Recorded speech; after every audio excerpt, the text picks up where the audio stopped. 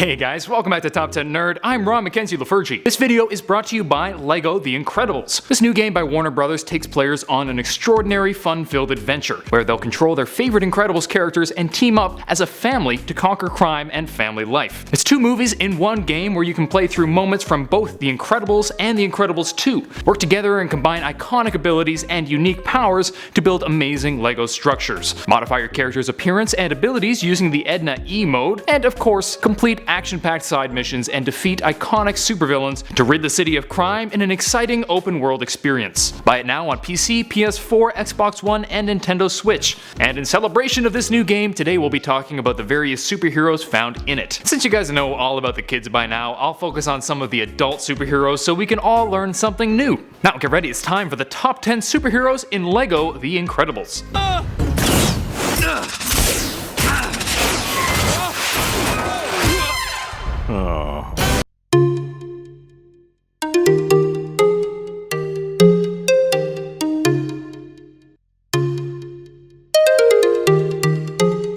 Number 10. APOGEE. APOGEE is the quick-witted, solar-powered superhero seen in The Incredibles. She has the power of gravity control and levitation, which increased in power as the sun reached its apogee, hence the name. But sadly, she lost her power when the sun went down or on cloudy days. In the movie, we didn't see much of her, we just know she was killed by one of Syndrome's Omnidroid prototypes, but there's a lot more to her than that. APOGEE was a member of the Thrilling Three, a fact that embarrasses her to no end in later years. While it started out okay, eventually the leader, Gazer Beam, started getting way too full of himself. More on that later. APOGEE often bemoans the limitations of her abilities since she's so dependent on the sun. She thinks it's frustrating to be out and about but unable to actually do anything, unless, as she says, evil breaks out at a tanning salon. Which makes me think she should totally work a tanning bed into her suit, but hey, that's just me. Number 9. Gamma Jack. Gamma Jack, aka Handsome Jack, had the ability to create controlled bursts of radiation. He could focus this as much as he wanted, so he could just shoot out a wave that burns people, or could even just straight up disintegrate a nerd. Now, unfortunately, as you might assume from his looks, he was a bit of a jerk. He was a big ladies' man and generally tried to save attractive women whenever possible, ignoring more pressing matters in the name of getting it on. He also had kind of tyrannical tendencies, believing that supers were some sort of master race and not really caring about collateral damage, which gives massive Magneto vibes and led the National Supers Agency to fear that he would eventually turn villain. Despite all that, however, he was still a super powerful hero, with Operation Kronos giving him a threat rating of 7.9, the third most dangerous of all the heroes. Number 8.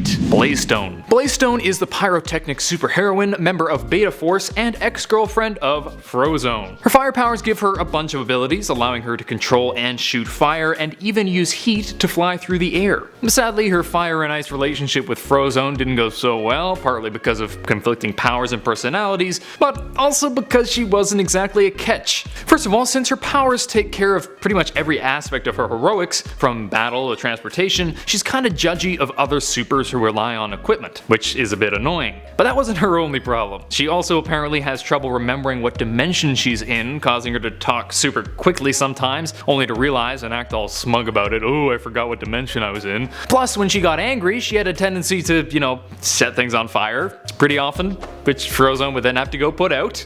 And she's a reformed criminal, which isn't ideal. That said, nothing's as annoying as her stupid fast talking. I don't blame Frozone for getting out of that one. Number 7. The Flange. The Flange was a hero from the Golden Age with the ability to project blasts of sonic voice fields. He discovered this when he was selling peanuts at a ballpark and went on to become a superhero. Unfortunately, he was kind of a selfish jerk, which caused both fellow heroes and the public to dislike him. He was part of the Thrilling Three for a time alongside Gazer Beam and APOGEE, but he eventually left the group. He claims it was just a democratic decision, but everybody knows he just didn't get enough glory thanks to Gazer Beam's self-centeredness. Sadly, it seems that all his years of screaming have really caught up with him because his audio file in the DVD for The Incredibles is sounding pretty rough. It was a good idea. I mean, I'm not sure I really know what happened. Also, back in his heroic days, he worked on a signature yodel for a year, for which Bob made fun of him endlessly because according to him, kids cannot look up to a yodeler. But clearly, Bob has never heard of a little someone called the yodeling kid.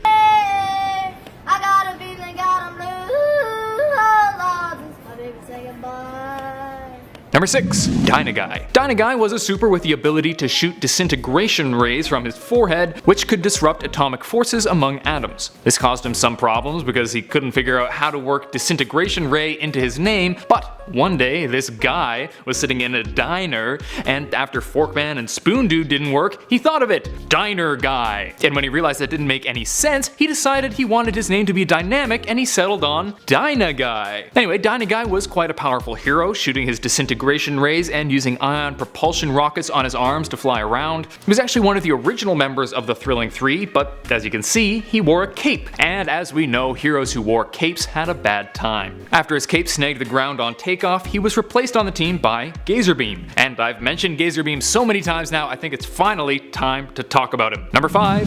Gazerbeam. Gazerbeam had the ability, not surprisingly, to shoot laser beams from his eyes, and wore a visor to help control them. Unfortunately, he found when he stared at someone for a while, he sometimes accidentally shot lasers at them. This caused him to avoid eye contact and not really pay attention to others, which made him look aloof and led people to not like him. This in turn caused him to be a bit egotistical and self-centered. So when he became the leader of the Thrilling Three, his teammates ended up thinking he was an egotistical jerk, and can't really blame them for thinking that. You just need to look at their team vehicle to know why they felt the way they did, because it was a motorcycle with 2 sidecars. That's just the tip of the iceberg. All his selfishness makes me want to hate him so badly, but the thing is, he's actually a pretty good guy. Now, his secret identity was a lawyer who worked pro bono in the inner city, and he worked for years to lift the ban on supers. And in The Incredibles, he actually managed to kill the Omnidroid when he was first recruited, taking out the X4, but then the 5th iteration was made and he was defeated. Thankfully, he was able to leave a note for Mr. Incredible, etching Kronos into the wall of a cave with his eyes, which was the password to Syndrome's database. Without him, Syndrome may well have won. So at the end of the day, despite his interpersonal issues, I think he was a pretty good guy. Number 4. Meta Man. Meta Man was kind of the Superman of the Incredibles world, since he had a bunch of different powers. Kind of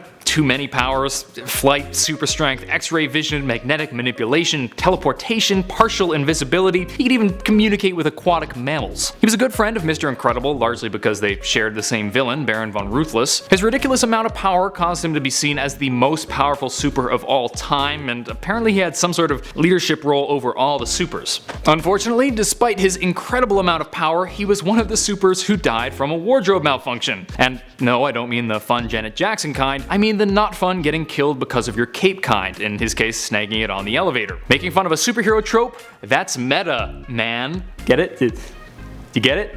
Number 3. Mr. Incredible. Of course, we need to include Bob Parr, aka Mr. Incredible, aka Mr. Inedible according to the folks at the NSA. We all know Bob as the super strong patriarch of the Parr clan who settled down into family life soon after superheroes were outlawed. But his life before his family was pretty interesting too, because he was a superhero. His files say that he has the maximum strength, endurance, and durability any hero can have, and that's pretty damn impressive. Also, and I'd never realized this before, according to his files, he has a danger sense that lets him sense imminent danger, kind of like Spider-Man. These powers, as well as a strong will, allowed him to become one of the most successful heroes in the Golden Age, even getting his own super campy TV show with Frozone as his sidekick. He's generally believed to be the second most powerful super of all time after Meta Man. But his greatest achievement came at the NSA picnic when he won an eating contest against Thunderhead by eating 47 boysenberry pies, 8 banana creams, 3 apple crumbs, and a liter of mayonnaise. Diabetes. I'm not even mad. That's amazing.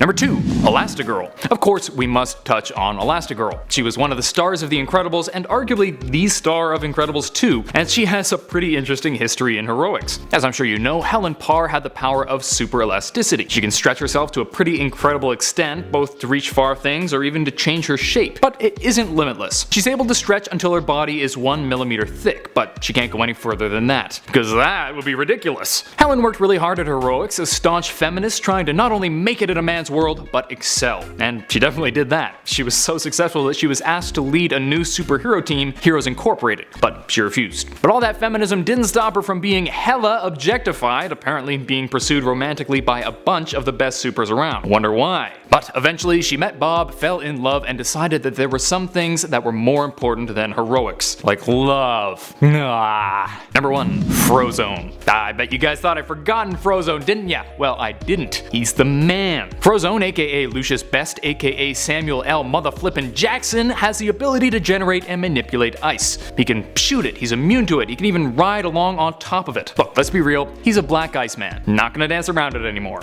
His powers first appeared when he was an infant, when he turned his Kool-Aid into a popsicle. In the Golden Age, he used his powers to fight crime or else to act as a human Zamboni in his spare time. Even though they never had an official team, Frozone became really tight with Mr. Incredible, with Lucius acting as Bob's best man at his wedding. He even tried to use his powers to help win the Winter Olympics, but he was rejected by the Olympic Committee. Because that's cheating. Looking at you, Dash. Don't give up! Make it close! 50 seconds! Second place!